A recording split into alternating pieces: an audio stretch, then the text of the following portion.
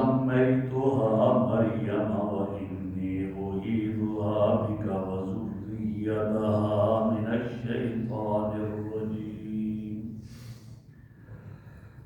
فلما وضعتها، جب مریم کی والدہ نے حضرت مریم کو جنا، قالت، تو کہا، رب انی وضعتها انثی، اے اللہ میں نے تو بچی کو جنا، واللہ اعلم بما وضعت، اللہ جانتے ہیں جو اس نے جنا، ولیس الذکر کالانثی، اور لڑکا لڑکی کی طرح نہیں، وإنی سمیتها مریم، میں نے اس کا نام مریم رکھا، وإنی أعیذها بک وذریتها من الشیطان الرجیم، میں اس کو اور اس کی اولاد کو میں آپ کی پناہ میں دیتی ہوں شیطان مردود سے۔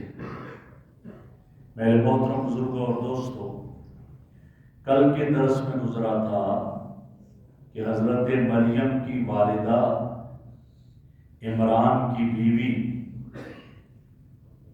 جس کا نام حنا تھا، انہوں نے نظر مانی تھی کہ میرے شکم میں جو ہے میں اس کو اللہ کے گھر بیت المقدس کی خدمت کے لیے وقف کر دوں، اور پھر اللہ سے یہ دعا کی تھی، اللہ میری اس دعا کو قبول فرما، تو سننے والا اور جاننے والا ہے۔ مفسرین نے یہ لکھا کہ ان کے شوہر عمران جو کہ مسجد اقصیٰ کے امام تھے، ان کا انتقال ہو گیا۔ اس کے بعد حضرت مریم کی ولادت ہوئی۔ جب حضرت مریم کی ولادت ہوئی تو انہوں نے دیکھا تو کہا، اے اللہ یہ تو بچی پیدا ہوئی، مجھے تو امید یہ تھی کہ لڑکا ہوگا اور لڑکے کو میں بیت المقدس کی خدمت کے لیے وقف کر دوں گی اور وہاں مسجد اقصیٰ میں چھوڑوں گی، اور یہ تو بچی پیدا ہوئی۔ آگے اللہ نے خود فرما دیا، واللہ اعلم بما وضعت، کیا اللہ کے علم میں جو بیٹیاں بیٹے دینے والا اللہ ہے، جو ہوا اس کے علم میں۔ کہا لیس الذکر کالانثی، لڑکا لڑکی کی طرح نہیں۔ مفسرین کرام نے دو تفسیریں کی۔ ٹھیک ہے یہ لڑکی ہے، تو نے دل میں خیال لڑکے کا کیا تھا، لیکن یہ اتنے نصیب والی لڑکی ہے کہ اگر لڑکا ہوتا وہ بھی اس کی طرح نہ۔ مریم کو اللہ نے بہت نصیب دیا کہ مریم کے شکم سے اللہ بغیر باپ کے بیٹا پیدا کرے گا۔ یہ اس مقام اور مرتبے والی ہے کہ لڑکا اس کا مقابلہ نہیں کر سکتا۔ ایک یہ تفسیر۔ دوسری یہ تفسیر ہے کہ گویا عمران نے کہا وَلَيْسَ الذَّكَرُ كَالْأُنثَىٰ، میں نے تو یہ تمنا کی تھی، دعا کی تھی، امید رکھی تھی کہ لڑکا ہوگا، اس کو میں مسجد کے لیے وقف کر دوں گی، وہ یہاں عبادت کرے گا، مسجد میں رہے گا، اور یہ لڑکی ہوئی۔ جبکہ لڑکا اور لڑکی میں یہ فرق ہے کہ لڑکا تو آزاد ہے، جہاں جائے، پردے کا کوئی مسئلہ نہیں، کچھ بھی نہیں۔ اب یہ لڑکی ہے، یہ کیسے جا سکتی ہے؟ یہ تو مسجد میں نہیں جا سکے گی، یہ پردے کا مسئلہ ہوگا، یہ سارے کا سارا سلسلہ۔ تو یہ تو اس طرح نہ ہوئی جو میرا مقصد تھا، اس مسجد اقصیٰ کی خدمت، اور وہ تو اس میں نہیں پائی جاتی۔ پھر یہ عورت مرد کی بنسبت کمزور ہوتی ہے، اس کے قوا کمزور ہوتے ہیں، پردہ عورت کا نام ہی ستر ہے، یہ ساری چیزیں ہیں۔ میں نے جو اپنے ذہن میں سوچا تھا وہ تو نہ ہوا، گویا یہ انہوں نے کہا۔ اور پھر کہا انی سمیتها مریم، میں نے اس کا نام مریم رکھ دیا۔ مریم عبرانی کا لفظ ہے اور جس کا معنی عبادت کرنے والی، عابدہ، عبادت کرنے والی آتا ہے، اور کہا اس کا میں نے نام مریم رکھ دیا۔ یعنی ایک بات معلوم ہوئی کہ نام ماں بھی رکھ سکتی ہے، ماں بھی بچے کا نام رکھ سکتی ہے، باپ نہیں ہے موجود، اب ماں نے بچے کا نام مریم رکھ دیا۔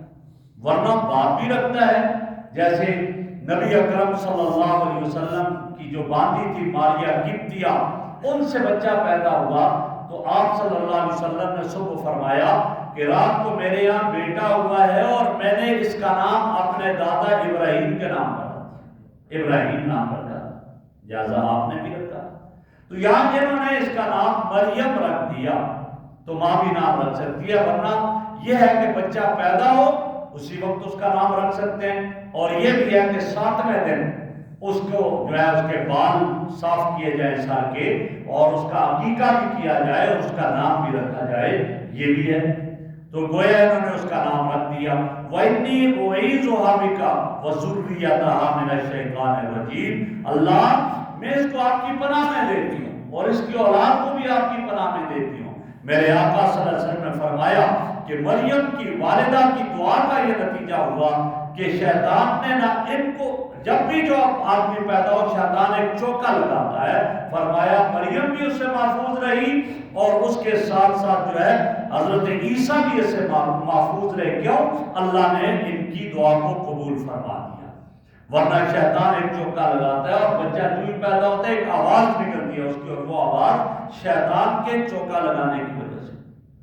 آگے فرمایا فَتَقَبَّلَهَا رَبُّهَا بِقَبُولٍ حَسَنٍ، اللہ نے مریم کی والدہ کی دعا کو قبول کر لیا، بِقَبُولٍ حَسَنٍ، اچھے طریقے سے۔ کیوں؟ انہوں نے اخلاص کے ساتھ دل سے دعا کی تھی اور اللہ نے ان کی دعا کو اچھے طریقے سے قبول کر دیا۔ وَأَنبَتَهَا نَبَاتًا حَسَنًا، اور اللہ نے انہیں بڑھایا، اچھے طریقے سے بڑھانا۔ فرمایا کہ مریم کی پرورش اتنی ہوئی کہ ان کی پرورش اتنی کہ وہ اتنی جلدی نشو نما ہوئی کہ جہاں بچہ 15 دن میں جتنا نشو نما حاصل کرتا تھا وہ 1 دن میں کر رہے تھے، اور جہاں بچہ 1 مہینے میں نشو نما کرتا تھا وہ 2 دنوں میں ایسے کر لیتی تھی۔ اللہ نے اس طرح ان کو ان کی نشو نما ایسے کروائی اور یہ سب کچھ ہوا۔ اور آگے فرمایا وَكَفَّلَهَا زَكَرِيَّا، حضرت مریم جب پیدا ہوئی باپ تو نہیں تھا، اب ان کو لے کر کہاں گئی؟ والدہ حنا والدہ تھی اور وہ لے کر بیت المقدس میں گئی۔ اور بیت المقدس میں کیوں لے کر گئی؟ بیت المقدس میں کہ چونکہ میں نے نظر مانی ہے میں اپنی بچی کو بیت المقدس ہی کے لیے وقف کر لوں گی۔ اب جب لے کر گئی تو بیت المقدس میں 29 آدمی وہاں کام کرنے والے تھے، جو مفسرین نے لکھا کہ 29 آدمی کام کرنے والے تھے وہاں پر، اور ان 29 آدمیوں میں سے ہر ایک کی چاہت ہوئی کہ میں اس کی پرورش کروں۔ کیوں؟ یہ ہمارے امام کی بیٹی ہے، امام کی بیٹی ہے، اور جب امام عمران امام تھے ان کی بیٹی ہے، لہذا میں اس کی پرورش کروں۔ ہر ایک کی چاہت یہ تھی، جب ہر ایک کی یہ چاہت تھی میں پرورش کروں، تو حضرت زکریا نے فرمایا نہیں بھائی میرا حق زیادہ ہے، میں پرورش کروں۔ کہا جی آپ کیوں؟ فرمایا اس لیے کہ اس کی خالہ میرے گھر ہے، اور جب اس کی خالہ حنا کی بہن وہ میرے گھر ہے، جب میرے گھر اس کی خالہ ہے تو میں زیادہ حقدار ہوں پرورش کروں۔ اب کیا ہوا؟ کہا گیا ایسا کیا جائے کہ قرآن اندازی کرتے ہیں، جس کا قرآن نکل آیا وہ اس کی پرورش کرے گا۔ قرآن اندازی کیا تھی؟ کہا کہ سارے جو ہیں وہ اردن کی جو نہر ہے اس کے قریب جاؤ اور اپنے تیر جو اس میں پھینکا کرتے تھے اپنے تیروں پر نشان لگا کر کے اس نہر میں پھینکو۔ ایک حدیث میں ایک روایت یہ آتی ہے کہ جس کا تیر وہاں رک گیا اوپر تیرتا رہا ہو، نہر اس کا پانی بہت تیز جاتا ہے، کہا جس کا تیر رکا رہا تو سمجھ لو اس کو یہ پرورش کا حق ہوگا، اور جن کے تیروں کو پانی بہا کر لے گیا تو اس کو یہ حق نہیں ہوگا۔ ایک یہ روایت ہے، اور ایک یہ روایت میں آتا ہے کہ کہا کہ تیر پھینکو اور جس کا تیر الٹی سائڈ پہ چلا، جدھر سے نہر پانی آ رہا ہے اس سائڈ پر چلنے لگ گیا تو وہ پرورش کرے گا، اور جس کا تیر بہ گیا تو وہ پرورش نہیں کرے گا۔ جب تیر مار پھینکے گے تو حضرت زکریا کا تیر اوپر ٹھہر گیا یا الٹی سائڈ پر چلنے لگ گیا تو حضرت زکریا علیہ السلام کو اس کی کفالت کا حق ملا، اور حضرت زکریا نے اس کی کفالت کرنا شروع کی۔ اسی لیے نبی اکرم صلی اللہ علیہ وسلم کے ارشاد بھی ہے، فرمایا کہ خالہ جو ہوتی ہے وہ ماں کے قائم مقام ہوتی ہے، ماں کے قائم مقام خالہ ہوتی ہے۔ اور اب یہ پرورش کے لیے دیا تو ایک اور بات اس سے معلوم ہوئی، وہ یہ معلوم ہوئی کہ اگر باپ نہیں ہے تو باپ کے عدم موجودگی میں کیا ہو سکتا ہے، ماں ہی اس کی پرورش کی زیادہ حقدار ہے اور ماں اس کی پرورش کرے گی، جیسے کہ مریم کی والدہ نے اس کی پرورش کے لیے ان کو حوالے کیا، ان کو لیکن اصل تو ماں ہی تھی۔ اب وہاں حضرت زکریا انہیں لے گئے اور انہوں نے ایک کمرہ بنایا اس کے لیے، حضرت مریم کے لیے ایک کمرہ بنایا، اور جب کمرہ بنایا تو اس کمرے میں حضرت مریم عبادت کرتی تھی، اور لکھا ہے کہ سیڑھی اوپر تھی، اونچا بنایا تاکہ کوئی چڑھ بھی نہ سکے، جا نہ سکے۔ تو حضرت زکریا جب بھی آتے، چونکہ وہ بڑھئی کا کام کرتے تھے حضرت زکریا علیہ السلام، اور اتنی آمدن بھی نہیں تھی، اور انبیاء کا سلسلہ ہی ایسا ہوا ہے، فاتوں میں وقت گزرتا رہا۔ تو ایک دن حضرت زکریا تشریف لائے، جب بھی آتے تو دیکھتے کہ اب انہوں نے تالا لگایا ہوتا، تالا لگا کر دروازہ بند کر کے چلے گئے، واپس آتے تالا کھولتے، اندر دیکھتے تو بے موسم پھل پڑے ہوئے۔ گرمیوں کا موسم ہے، سردیوں کے پھل پڑے ہوئے، سردیوں کا موسم ہے، گرمیوں کے پھل پڑے ہوئے۔ وہ حیران، جب یہ ہوا تو قرآن نے اسی کا ذکر کیا، کلما دخل علیہ زکریا المحراب، جب حضرت زکریا اس محراب اس کمرے میں آئے، دیکھا وجد عندہ رزقا، تو دیکھا بے موسم رزق، یہ پھل بے موسم کیسے ہیں؟ قال یا مریم انا لک ھذا، کہا مریم یہ کہاں سے لے آئی تو؟ یہ کدھر سے آئے؟ دروازہ بند ہوتا ہے، میں تالا لگا کر جاتا ہوں، یہاں کوئی آ ہی نہیں سکتا، یہ کہاں سے آئے؟ تو حضرت مریم کا جواب کیا تھا؟ قالت ہوا من عند اللہ، یہ میرے اللہ کی طرف سے، یہ میرے اللہ کی طرف سے۔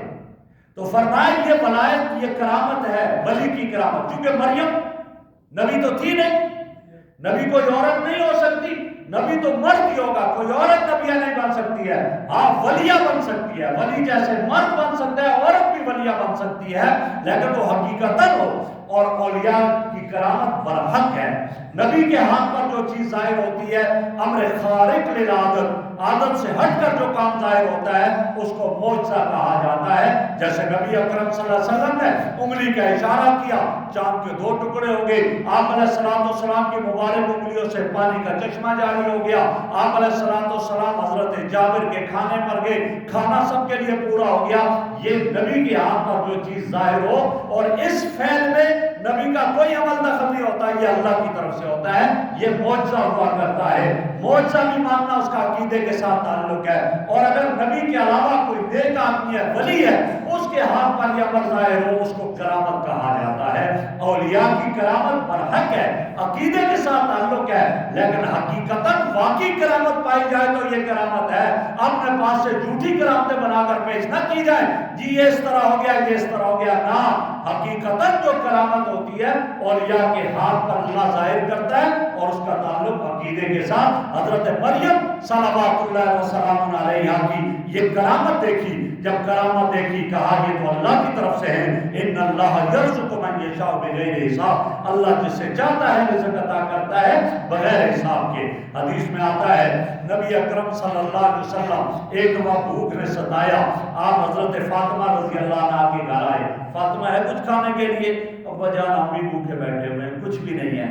آپ اٹھ کر تشریف لے گئے، جب تشریف لے گئے تو اتنے میں پڑوسیوں نے 2 روٹیاں اور گوشت کا ایک ٹکڑا حضرت فاطمہ رضی اللہ عنہ کو لا کر دیا، تو حضرت فاطمہ رضی اللہ عنہ نے وہ گوشت کا ٹکڑا اور روٹیاں کپڑے کے نیچے رکھ دیں، اور پھر پیغام بھیجا حضور صلی اللہ علیہ وسلم کو، ابا جان آ جائیں۔ آپ صلی اللہ علیہ وسلم تشریف لائے، حضرت فاطمہ نے وہ کھانا لایا، کپڑا ہٹایا، ابا جان کھا لیجئے، آپ نے کھایا، پھر حضرت علی نے بھی کھایا، حضرت فاطمہ نے بھی کھایا، حضرت حسنین نے بھی کھایا، پڑوسیوں کو بھی دیا، پھر بھی بچ گیا۔ جب پڑوسیوں کو دیا پھر بھی بچ گیا، تو آپ نے فرمایا فاطمہ ابھی تو میں آیا تھا اور تو نے کہا کچھ بھی نہیں ہے، تو یہ کیا ہوا؟ تو حضرت فاطمہ نے بھی یہی آگے جملہ فرمایا، ہوا من عند اللہ، ابا جان یہ اللہ کی طرف سے۔ تو آپ صلی اللہ علیہ وسلم نے جملہ بڑا عجیب فرمایا انت شبیہ مریم، کہ اے فاطمہ تو مریم کی شبیہ ہے۔ مریم نے بھی یہی کہا تھا ہوا من عند اللہ، اور تو بھی وہی کہہ دیا ہوا من عند اللہ، تو مریم کی شبیہ ہے۔ آپ صلی اللہ علیہ وسلم نے حضرت فاطمہ کے لیے جملہ ارشاد فرمایا، بہرحال آگے فرمایا اللہ یرزق من یشاء بغیر حساب، اللہ جس کو چاہتے بغیر حساب کے رزق عطا کرتے ہیں۔ جب حضرت زکریا نے یہ دیکھا تو حضرت زکریا بوڑھے ہو چکے تھے، اب ان کو بھی یہ خیال آیا کہ اللہ بے موسم پھل دیتا ہے تو میں بھی دعا کروں۔ آگے پھر انہوں نے دعا کی، وہ کیا دعا تھی وہ انشاءاللہ کل کے درس میں عرض کریں گے۔ ابھی تھوڑا سا ٹائم آپ کا میں لوں گا۔ میرے بہت ہی پیارے بھائی